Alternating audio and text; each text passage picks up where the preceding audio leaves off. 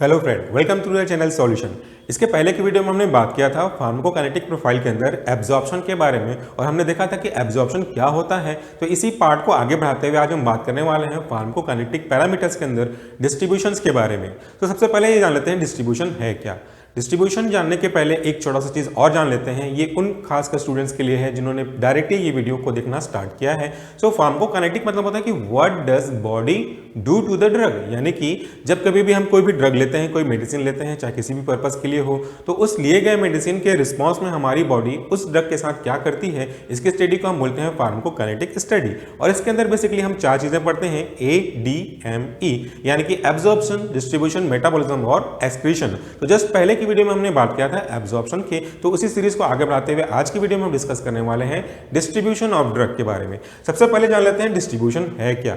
Distribution को समझने के लिए सिंपली इस मीनिंग को उनके हिंदी में कन्वर्ट कर दीजिए। डिस्ट्रीब्यूशन मतलब होता है किसी भी एक चीज को डिफरेंट जगह पे डिस्ट्रीब्यूट करना, उसको बांटना। बांटा तभी जाता है किसी भी चीज को जब वो चीज हमारे पास एक्सेस में होगी। अगर हमारे पास कोई चीज जरूरत से ज्यादा है या जितनी हमें आवश्यकता है इससे ज्यादा है, तभी हम उस चीज को डिस्ट्रीब्यूट करेंगे। अगर हमारे पास ये चीज कम होगी तो हम डिस्ट्रीब्यूट कभी नहीं करेंगे। इसी प्रिंसिपल को हम यहाँ पे फॉलो कर सकते हैं। जब हम एब्जॉर्प्शन के केस में बात करते थे तब हमने देखा कि हमने किसी भी ड्रग को उनके appropriate route of drug administration के हिसाब से जब हम बॉडी के अंदर एडमिनिस्टर करते हैं तो ये जो ड्रग है पहले एडमिनिस्टर होता है और डिसइंटीग्रेट, डिसॉल्व होकर के फाइनली वो एब्जॉर्ब होता है। यहां तक हमने पिछले वीडियो में समझा था। अब हमारा जो पार्ट होगा वो है डिस्ट्रीब्यूशन का। तो जब यहाँ पे ड्रग एब्जॉर्ब होकर के ब्लड में पहुंचेगा, एब्जॉर्प्शन का डेफिनेशन यही कहता था कि ड्रग के केमिकल कॉन्स्टिट्यूएंट या जो एक्टिव कॉन्स्टिट्यूएंट है वो उस ड्रग से निकल करके आपके ब्लड यानी कि सिस्टमिक सर्कुलेशन में पहुंचे, ये उसका एब्जॉर्प्शन कहलाता था। अब चूंकि ड्रग यहां पे पहुंच चुका है तो डेफिनेटली इस ड्रग का कंसंट्रेशन इस ब्लड वेसल्स के अंदर ज्यादा होगा as compare to different compartment of your body या different organs of your body. तो डेफिनेटली हमने कहा कि डिस्ट्रीब्यूशन तभी होगा जब कोई चीज ज्यादा अमाउंट में पाई जाती है as compare to other part. So यहां से ड्रग का throughout the body distribution होगा। बॉडी के डिफरेंट टिश्यूज, डिफरेंट सेल्स या फिर कह सकते हैं सिंपली डिफरेंट ऑर्गन में वो कंपार्टमेंट के फॉर्म में डिस्ट्रीब्यूट होगा। ये ऑर्गन कुछ भी हो सकते हैं, इवन सब के सब इसके अंदर आ सकते हैं, जैसे brain, heart, lungs, kidney, bone, ये सारे के सारे ऑर्गन्स और भी रिमेनिंग ऑर्गन्स तक इस ड्रग को थ्रू ब्लड पहुंचाते हैं। इन शॉर्ट डिस्ट्रीब्यूशन क्या हुआ? डिस्ट्रीब्यूशन मतलब हुआ कि ड्रग का ब्लड में से निकल करके बॉडी के डिफरेंट पार्ट तक पहुंचना, या बोला जाए कि बॉडी के एक्स्ट्रा सेल्युलर फ्लूइड तक पहुंचना डिस्ट्रीब्यूशन कहलाता है। अब ये डिस्ट्रीब्यूशन कई चीजों पे डिपेंड करता है। हम ये सोचते हैं कि डिस्ट्रीब्यूट हो जाएगा, इक्वली डिस्ट्रीब्यूट हो जाएगा। ऐसा सिर्फ एक हाइपोथेसिस है कि कोई भी ड्रग इक्वली हर बॉडी के पार्ट में डिस्ट्रीब्यूट होगा, बट ऐसा होता नहीं है। ड्रग के डिस्ट्रीब्यूशन को through out the body distribute करने के लिए कई मेजर फैक्टर डिपेंड करते हैं और ये मेजर फैक्टर हमने यहाँ पे इंक्लूड किए हैं। वो ये फैक्टर हैं, सबसे पहले जो फैक्टर है वो है ब्लड फ्लो, दूसरा आएगा capillary permeability, third one is plasma protein binding, this is one of the most important concept behind this. Then उसके बाद हम बात करते हैं लिपोफिलिसिटी की या हाइड्रोफोबिसिटी, दोनों का मतलब एक ही होता है, तो हमने यहाँ पे इजी वर्ड यूज किया लिपोफिलिसिटी। उसके बाद हम बात करेंगे एक टर्म्स की, this is not a factor but ये एक टर्म्स है, दैट इज कॉल्ड रीडिस्ट्रीब्यूशन। फिर हम कुछ इंपॉर्टेंट पॉइंट के बारे में, डिफरेंट के बारे में छोटे से देखेंगे, वो ये होगा हमारा volume of distribution, then affinity of drug for tissue binding. तो आज का जो डिस्ट्रीब्यूशन है, हमारा टॉपिक है, वो इन बेसिक पॉइंट को याद करते हुए, इन पॉइंट को समझते हुए हम आगे बढ़ेंगे। तो चलिए स्टार्ट करते हैं। पहला point that is blood flow. Blood flow का बहुत इंपॉर्टेंट रोल है किसी भी ड्रग के डिस्ट्रीब्यूशन में। क्यों? बहुत सिंपल सा कॉन्सेप्ट है। हमारा ड्रग अभी देखिए एब्जॉर्प्शन के बाद कहाँ है? ब्लड में है। तो ब्लड का फ्लो अगर डिफरेंट टिश्यू में इक्वल होगा तो डेफिनेटली ड्रग का डिस्ट्रीब्यूशन भी इक्वल होगा। बट इनफैक्ट एक्चुअली ऐसा होता नहीं कि ब्लड का फ्लो इक्वली डिस्ट्रीब्यूट हो। तो जहां जितना ज्यादा ब्लड फ्लो हो पाएगा, जहां ज्यादा ब्लड पहुंच पाएगा, वहां वो ड्रग जो कि ब्लड में डिसॉल्व है ऑटोमेटिकली पहुंचेगा। जहां ब्लड नहीं पहुंच पाएगा, तो जब ब्लड ही नहीं पहुंचेगा तो उसके साथ डिसॉल्व हुआ ड्रग कैसे पहुंचेगा? तो बहुत कॉमन सा फंडा है कि ब्लड का फ्लो जिस जगह पे ज्यादा होगा उस जगह पे उस ड्रग का जो कि ब्लड में डिसॉल्व है डिस्ट्रीब्यूशन ऑब्वियसली ज्यादा होगा। तो उसी चीज को ध्यान रखते हुए हमने दो चीजें यहाँ पे दिखाई हैं कि ड्रग का डिस्ट्रीब्यूशन थ्रू ब्लड फ्लो कहां ग्रेटर होगा और कहां लोअर होगा। और ये क्वेश्चन बहुत इंपॉर्टेंट है, जीपेट या अदर कॉम्पिटिटिव एग्जाम में ये क्वेश्चन पूछे जाते हैं कि डिस्ट्रीब्यूशन में ड्रग का फ्लो यानी कि ड्रग का ब्लड के साथ फ्लो किस टिश्यू पे, किस ऑर्गन पे ज्यादा होगा। तो आंसर है जो ज्यादा ब्लड फ्लो होता है वो है ब्रेन, लीवर, किडनी, और जो थोड़े से कम कंपेयर टू इनसे लोअर होते हैं वह स्केलेटल मसल्स, एडिपोज टिश्यू, और खासकर जो एग्जांपल हम इसके बारे में बात करना चाहेंगे तो वह थायोपेंटल सोडियम्स के, जो कि एक एनेस्थेटिक ड्रग है और डायरेक्टली ये ब्रेन पे ज्यादा मूव करते हैं क्योंकि उस ड्रग का डिसोल्यूशन जो कि ब्लड में हुआ था और वो ब्लड ज्यादा मूव करता है, आप देख सकते हैं ब्रेन में। तो जो एनेस्थेटिक है वो हाईली रीच करता है ब्रेन तक। तो ये हो गया हमारा ब्लड फ्लो, यानी कि जिस ऑर्गन पे, जिस कंपार्टमेंट पे, जिस पोर्शन पे ऑफ द बॉडी के ब्लड का सेपरेशन ज्यादा होगा वहां पे उस पर्टिकुलर ड्रग का डिस्ट्रीब्यूशन भी ज्यादा होगा। अगला पॉइंट है हमारा कैपिलरी परमिबिलिटी। बहुत सिंपल सा कॉन्सेप्ट है कैपिलरी परमेबिलिटी। पहले देख लेते हैं कैपिलरी का मतलब आप समझते होंगे, ब्लड वेसल्स के छोटे माइन्यूट पार्ट को हम बोलते हैं, टाइप को बोलते हैं कैपिलरी, एंड परमेबिलिटी मतलब होता है कि उसके अंदर से होकर के जाना। किसके अंदर से होकर जाना? चूंकि हम बात कर रहे हैं कैपिलरी की, तो कैपिलरी के जो वेसल्स के बाउंड्रीज है, सपोज दिस इज कैपिलरी, तो इन वेसल्स से किसी भी ड्रग का मूव करके अंदर से बाहर आ पाना, ये कहलाता है कैपिलरी परमेबिलिटी। और बहुत लॉजिकल फैक्ट है, ये भी समझ पाएंगे कि अगर परमेबिलिटी ज्यादा होगी तो डेफिनेटली जो ड्रग इस ब्लड में डिसॉल्व है वो ज्यादा बाहर आ पाएगा, और अगर ये कैपिलरी की परमेबिलिटी कम है, यानी कि कैपिलरी उस ड्रग को जो कि ब्लड में डिसॉल्व है बाहर आने से रोक रहा है या उसको उतने अच्छे से आने नहीं दे रहा है, तो डेफिनेटली वो ड्रग कैसे बाहर आ पाएगा? और जब ड्रग बाहर ही नहीं आ पाएगा तो उसका डिस्ट्रीब्यूशन तो पॉसिबल है नहीं एज कंपेयर टू उसके जिसके साथ उसकी परमेबिलिटी ज्यादा है, यानी कि कैपिलरी की परमेबिलिटी ज्यादा है। तो आइए अब हम बात करते हैं कि कैपिलरी की परमेबिलिटी किस चीज पे डिपेंड करती है। ये बहुत ही इंपॉर्टेंट पॉइंट है इस चैप्टर का। कैपिलरी की परमेबिलिटी बेसिकली दो चीजों पे डिपेंड करती है। पहला है कैपिलरी का स्ट्रक्चर, कि कैपिलरी का स्ट्रक्चर कैसा है, क्या उन दो कैपिलरी टिश्यू के बीच में कुछ गैप रखे हुए हैं। अगर इन दोनों के बीच में गैप है तो हमने डिस्ट्रीब्यूशन के केस के में देखा है कि वो ड्रग इजीली इन दोनों के गैप से होकर के अंदर आ जाएगा। बट अगर दो कैपिलरी के बीच में बहुत ज्यादा टाइट जंक्शन है, दो के बीच में स्पेस ही नहीं है, तो उस ड्रग को आने के लिए कोई जगह ही नहीं है, इसलिए उसका डिस्ट्रीब्यूशन नहीं हो पाएगा अच्छे से। तो एक पहला पॉइंट हो गया कि कैपिलरी का स्ट्रक्चर क्या है, वो टाइट स्लिट जंक्शन है या लूज जंक्शन है।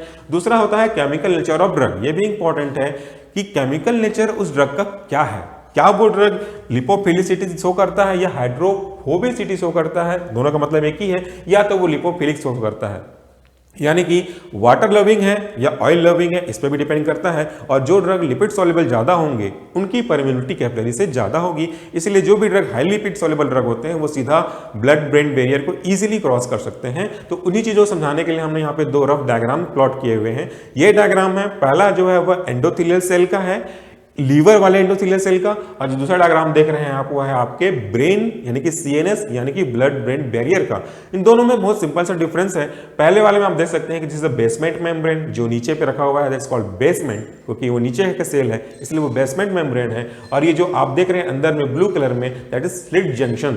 दो सेल्स के बीच में आप जंक्शन देख पा रहे हैं, गैप है, तो इस गैप से हमारा जो ये ड्रग है वो इजीली ड्रग बाहर निकल पा रहा है। क्योंकि ये एंडोथेलियल सेल है लीवर का, यहाँ पे किसी तरह का टाइट जंक्शन नहीं है, लूज स्लिट जंक्शन है, इसलिए ड्रग इजीली यहां से बाहर आ जाएगा, तो कैपिलरी परमेबिलिटी इसकी ज्यादा होगी। अगर आप बात करेंगे कैपिलरी स्ट्रक्चर की तो आप देख सकते हैं कि लूज स्लिट जंक्शन है। उसके अलावा अगर हम बात करते हैं सीएनएस की, ब्लड ब्रेन बैरियर की, जो कि ब्लड और ब्रेन के बीच का बैरियर कॉज करता है, यानी कि ब्लड वेसल से निकलने वाले ब्लड और ब्रेन तक पहुंचने के बीच का बैरियर है, उसका स्ट्रक्चर बहुत टाइट जंक्शन होते हैं, उनमें लूज होप या फिर स्लिट जंक्शन बहुत कम या नहीं के बराबर होते हैं, इसलिए हमारे नॉर्मल ड्रग इजीली क्रॉस नहीं कर पाते हैं ब्लड ब्रेन बैरियर को। केवल वही ड्रग क्रॉस कर पाएंगे जिनकी लिपिड सॉल्युबिलिटी हाई होगी, हायर होगी, क्योंकि यहाँ पे जंक्शन जो है दो सेल के बीच में वो बहुत टाइट है। तो हमने दूसरा पॉइंट भी कवर कर लिया, दैट इज कैपिलरी परमेबिलिटी। अब हम बात करते हैं प्लाज्मा प्रोटीन बाइंडिंग की। जैसे हमने कहा कि ये इंपॉर्टेंट फैक्टर है, तो प्लाज्मा प्रोटीन बाइंडिंग मतलब क्या होता है कि जब हम कोई ड्रग को लेते हैं और ये ड्रग हमारे ब्लड में पहुंचता है, अगर हम आईवी दे रहे हैं डायरेक्टली ब्लड में पहुंचेगा, अगर हम ओरल रूट से दे रहे हैं तो डिसइंटीग्रेट, डिसॉल्व, फिर एब्जॉर्ब होकर के अल्टीमेटली ब्लड में पहुंचेगा। तो हमारा एम है कि ब्लड में पहुंचने के बाद जब वो ड्रग ब्लड में पहुंचेगा तो ड्रग के दो फॉर्म हो सकते हैं, एक फ्री फॉर्म और एक होता है बाउंड फॉर्म। फ्री फॉर्म मतलब सीधा सीधा ड्रग अलग रहेगा, उसका प्लाज्मा के प्रोटीन के साथ कोई बाइंड अप या टाई अप नहीं होगा, वो फ्री ड्रग कहलाएगा, और यही फ्री ड्रग एक्शन के लिए निकलेगा, डिस्ट्रीब्यूट होगा। लेकिन जो ड्रग प्लाज्मा प्रोटीन के साथ बाइंड हो जाएंगे वो बन जाएंगे मैक्रोमोलिक्यूल। जैसे ये प्लाज्मा प्रोटीन है, ये ड्रग है, अगर ड्रग फ्री है तो ड्रग मूव कर सकता है, बट जब यही ड्रग इस प्लाज्मा प्रोटीन के साथ टाई अप कर लेगा तो उनका साइज इंक्रीज हो जाएगा और वो इस कैपिलरी को क्रॉस करते हुए बाहर नहीं आ पाएगा। सो हम बात करते हैं इसके साइज के हिसाब से।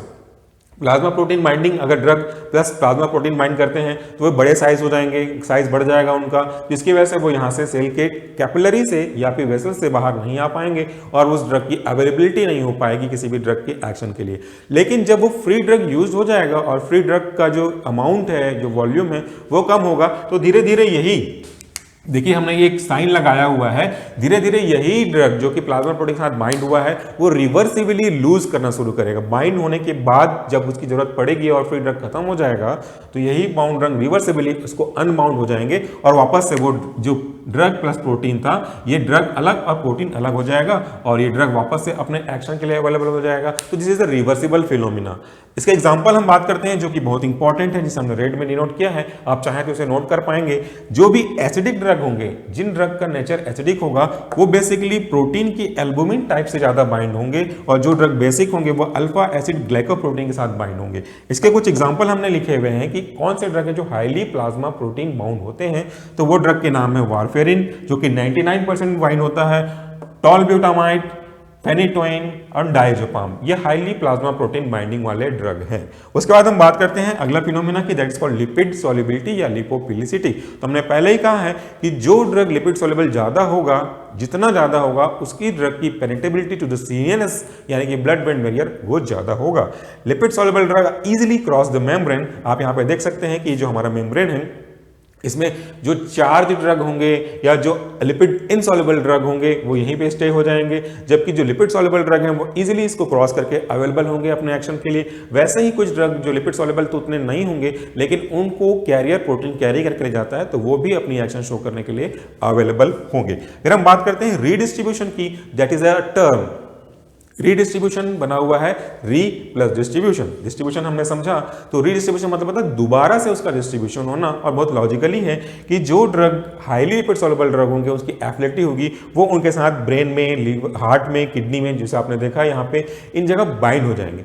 कुछ देर बाद धीरे से ये जो ड्रग इन ऑर्गन्स पे बाइंड हुए हैं वापस से रिलीज होकर के दूसरे कंपार्टमेंट में, दूसरे टिश्यू में पहुंचेंगे जिनके साथ इनकी प्रॉपर्टी कम होती थी। यहां तक डिस्ट्रीब्यूशन है। अब यहां से वापस डिस्ट्रीब्यूट हो रहा है तो दोबारा डिस्ट्रीब्यूट होना उस पहले जगह से कहलाता है रीडिस्ट्रीब्यूशन। री मतलब दोबारा। तो अब इन मेन जगह से जिनकी परफ्यूज होने की प्रॉपर्टी ज्यादा थी उनसे अब डिस्ट्रीब्यूट होगा मसल्स टिश्यू में और फैट टिश्यू में। मतलब जहां पहले ज्यादा परफ्यूज हो सकते थे पहले वहां गए, फिर जहां कम परफ्यूज हो सकते थे उसके बाद वहां गए।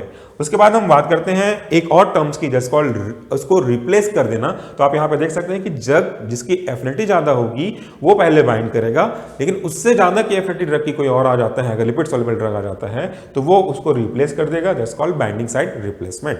फिर हम बात करते हैं वॉल्यूम ऑफ डिस्ट्रीब्यूशन की, जैसे डेफिनेशन के बाद में बात करते हैं, फॉर्मूला के बारे में बात करते हैं। तो वॉल्यूम ऑफ डिस्ट्रीब्यूशन मतलब होता है कि वो वॉल्यूम ऑफ ड्रग जिस पे हम पूरे ड्रग को डिसॉल्व कर सकते हैं। अलग अलग बुक में इसको अलग अलग तरीके से समझाया गया है, बट सिंपली समझें तो ऐसा है कि वॉल्यूम ऑफ फ्लूइड या ब्लड जिसमें हम पूरे ड्रग को डिसॉल्व कर सकते हैं और उसका कंसंट्रेशन हमारे प्लाज्मा कंसंट्रेशन के हिसाब से होना चाहिए throughout the body, that is called volume of distribution. इसका फॉर्मूला है volume of distribution is equal to amount of drug in body, हमारी बॉडी में उस ड्रग का अमाउंट क्या है, इसको अगर हम डिवाइड करते हैं कि प्लाज्मा कंसंट्रेशन, उसी ड्रग का प्लाज्मा में कंसंट्रेशन क्या है, तो उन दोनों का जो रेशियो आ जाएगा वही हमारा कहलाता है वॉल्यूम ऑफ डिस्ट्रीब्यूशन।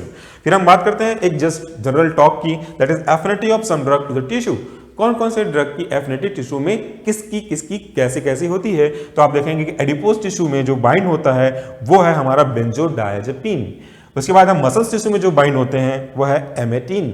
उसके बाद रेटिना पे, हमारे रेटिना पे जो ड्रग ज्यादा बाइंड हो सकते हैं वो है क्लोरोक्विन, एंटीमलेरियल ड्रग। फिर हम बात करते हैं थायराइड की, तो थायराइड टिश्यू में हमारा आयोडीन ज्यादा अच्छे से बाइंड हो सकता है। सो फ्रेंड्स, आज के इस वीडियो में हमने शॉर्ट, बहुत कम थ्योरी वर्ड को यूज करते हुए, एक्सप्लेनेशन यूज करते हुए समझा, जाना कि डिस्ट्रीब्यूशन क्या होता है, और अगले वीडियो में हम बात करेंगे मेटाबॉलिज्म की। So how was the video, please let us know in the comment box. Thank you very much for watching this video. Thank you, please stay support to the Solution. Thank you.